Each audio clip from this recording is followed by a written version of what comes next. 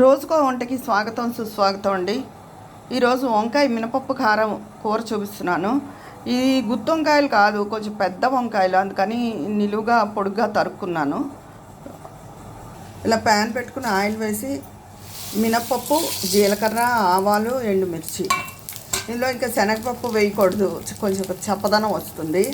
జీలకర్ర, మినపప్పు ప్రధానమైనవి. ఇందులో ఒక అరడజన ఎండుమిరపకాయలు వేసాను.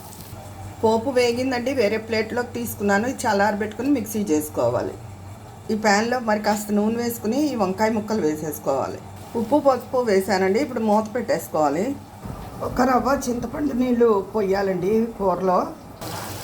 వంకాయ ముక్కలు ఉడికిపోయాయండి. ఇప్పుడు కారం వేసేసుకుంటాను. ఈ కూర చాలా సింపుల్ అసలు.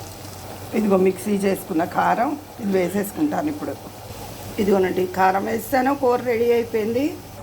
రోజుకో వంటలో వంకాయ మినపప్పు కారం కూర అండి. మీకు గనక ఈ వంటకం నచ్చితే తప్పకుండా నా ఛానల్కి సబ్స్క్రైబ్ చేసుకుని లైక్ చేయాలని కోరుకుంటున్నాను. ఈ కూర చాలా తేలిక, వంకాయలు ఇట్టే మగ్గిపోతాయి. ఎప్పుడైనా మనకు ఖాళీ ఉన్నప్పుడు ఈ మినపప్పు కారం అది ఆడి ఉంచుకుంటే ఇంకా తేలిక, అప్పటికప్పుడు వేయించుకునే కన్నా. ఉంటాను మరి, మీ విజయ పన్నాల.